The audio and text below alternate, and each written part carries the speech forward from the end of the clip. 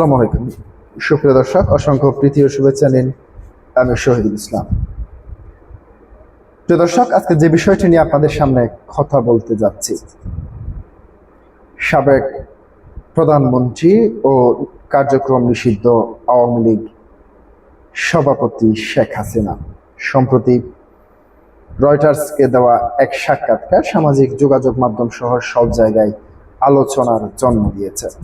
আবার সেটিকে কোট করে আমরা দেখতে পেয়েছি আন্তর্জাতিক গণমাধ্যমগুলি শিরোনাম করেছে। সেই সাক্ষাৎকারে তিনি ডিসেম্বরে দেশে ফেরার কথা বলেছেন। তার প্রাণনাশের শঙ্কা থাকলেও, যদিও তাকে হত্যা করার সম্ভাবনা বেশি, তবুও তিনি দেশে ফেরার কথা বলেছেন। তিনি এবং তার নেতাকর্মীদেরকে নিয়েই তিনি দেশে ফিরে আদালতে আত্মসমর্পণ করার কথা বলেছেন। তার সেই কথা বলার পর থেকে আমরা দেখতে পেয়েছি নাহিদ ইসলাম যে বক্তব্য দিয়েছে, শেখ হাসিনা দেশে ফিরবেন ফাঁসির রায় কার্যকর হওয়ার জন্যই, এই ধরনের বক্তব্য দিয়েছেন। এবং আমরা আজকে আসিফ নজরুল চৌধুরী, সাবেক আইন উপদেষ্টা, তিনি বলেছেন আপনি ডিসেম্বরে এখনই চলে আসুন, আপনার জন্য আমরা অপেক্ষা করছি, এ ধরনের বক্তব্য দিয়েছেন। এবং বর্তমান চিফ প্রসিকিউটর যিনি রয়েছেন, তিনিও বলেছেন যে শেখ হাসিনার উদ্দেশ্যে, চিফ প্রসিকিউটর, ডিসেম্বর জানুয়ারি নয়, আপনাকে তো আমরা কালকেই চাই। এবং সাবেক চিফ প্রসিকিউটর তাইজুল ইসলাম, তিনি যে বক্তব্য দিয়েছেন সেটি হচ্ছে এই দুঃসাহস তাদের হওয়ার কথা ছিল না। অর্থাৎ শেখ হাসিনা দেশে ফেরার যেই ওপেন বক্তব্য, সেটি এই দুঃসাহস হিসেবে তারা দেখছেন, তাদের হওয়ার কথা ছিল না। তিনি তার এই বক্তব্য দিতে গিয়ে বলেছেন, গত 18 মাসে শেখ হাসিনা কিংবা আওয়ামী লীগ নেতা কর্মীদের এই সাহস ছিল না, কিন্তু বিএনপি সরকারের ক্ষমতায় আসার পর থেকে বিএনপি সরকারের অদক্ষতা কিংবা অকার্যকর ভূমিকার কারণে এটি বেড়েছে বলে মন্তব্য করেছেন, দুঃসাহস বেড়েছে বলে মন্তব্য করেছেন তিনি। প্রিয় দর্শক, এগুলি কি আবোল তাবোল প্রলাপ ছাড়া আর কিছুই নয়? আর বর্তমান চিফ প্রসিকিউটর যিনি বলছেন যে ডিসেম্বর জানুয়ারি নয়, আপনাকে তো আমরা কালকেই চাই। কালকে চাইলে আপনারা আনতে পারলেন না কেন?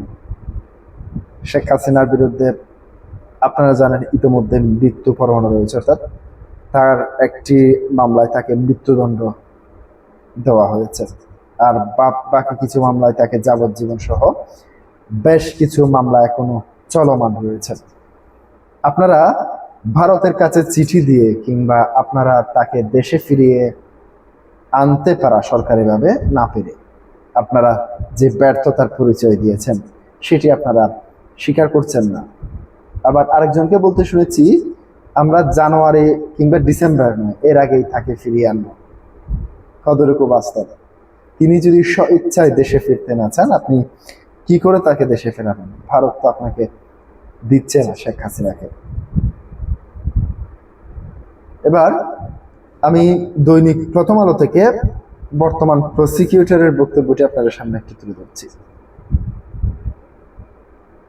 জুলাই গণ অভ্যুত্থানের স্মৃতি সংগ্রাম ও আত্মত্যাগ নতুন প্রজন্মের কাছে তুলে ধরতে আয়োজিত অডিও ভিজুয়াল প্রকাশনা অনুষ্ঠানে একথা বলেন chief prosecutor.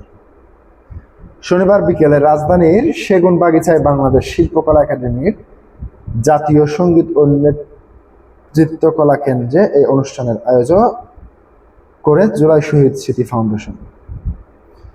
Chief prosecutor Aminul Islam বলেন, জুলাই গণ অভ্যুত্থানে নিহত এবং আহত ব্যক্তিদের আত্মত্যাগের বিনিময়ে দেশ নতুন একটি রাজনৈতিক বাস্তবতা পেয়েছে। সেই আত্মত্যাগের স্বীকৃতি দিতে হবে এবং বিচার প্রক্রিয়া নিয়ে কোনো ধরনের বিচার প্রক্রিয়া নিয়ে চিফ প্রসিকিউটর আরো বলেন, যারা চায় না এই বিচার হোক, তারা আরো উকিঝুঁকি দিয়ে দেশে ফেরত আসতে চায়, তাদের লক্ষ্য যেন সফল না হয় সেজন্য আমাদের ঐক্য বজায় রাখতে হবে। প্রসিকিউটর বিচার প্রক্রিয়া নিয়ে হতাশ না হওয়ার আহ্বান জানিয়ে আমিরুল ইসলাম বলেন, বর্তমান সরকারের সময়ে আন্তর্জাতিক অপরাধ ট্রাইব্যুনালের কার্যক্রম আরো গতিশীল হয়েছে। দ্রুত এবং বিচার কাজ এগিয়ে নিতে জনবল অবকাঠামো বৃদ্ধির উদ্যোগ নেওয়া হয়েছে। তিনি বলেন, বিচার প্রশ্নে হতাশ হওয়ার কোনো সুযোগ নেই। প্রতিটি ঘটনার চুলচেরা বিশ্লেষণ করে বিচার নিশ্চিত করা হবে। গণঅভ্যুত্থানকে কেন্দ্র করে সংগঠিত অপরাধের বিচার শুধু ব্যক্তি পর্যায়ে নয়, সাংগঠনিক পর্যায়ে এগিয়ে নেওয়া হবে। তিনি জানান, সংগঠন হিসেবে আওয়ামী লীগের ভূমিকা নিয়ে তদন্ত চলছে এবং বিষয়টি আইনি প্রক্রিয়ায় এগিয়ে নেওয়া হচ্ছে। আওয়ামী লীগ নেতাদের দেশে ফেরার বিভিন্ন ঘোষণা প্রসঙ্গে আমিনুল ইসলাম বলেন, ফাঁকা বুলি দিয়ে বাংলাদেশের মধ্যে মানুষের মধ্যে বিভ্রান্তি ছড়ানো তার আর সুযোগ নেই। দেশের মানুষ আর কোনো ধরনের কর্তৃত্ববাদী শাসন ফিরে আসুক তা চায় না। প্রিয় দর্শক, এই যে নাহিদ ইসলাম তার বক্তব্যে বলেছেন যে শেখ হাসিনা ফিরে আসবেন তার ফাঁসির রায় কার্যকর হওয়ার জন্য, কিংবা শেখ হাসিনা ফিরে আসলে তাকে ফাঁসি দেওয়া হবে, এই ধরনের বক্তব্য এখনো একটি আদালতে চলমান একটি বিচার প্রক্রিয়া, যেটি এখনো পর্যন্ত পুরোপুরি শেষ হয় নাই, সেই বিচার প্রক্রিয়া প্রসঙ্গে এই ধরনের মন্তব্য করতে পারে কিনা একটি দলের নেতারা, সেই বিষয়টি নিয়ে প্রশ্ন রেখে আজকে আমি বিদায় নিচ্ছি। আসসালামু আলাইকুম ওয়া রাহমাতুল্লাহ।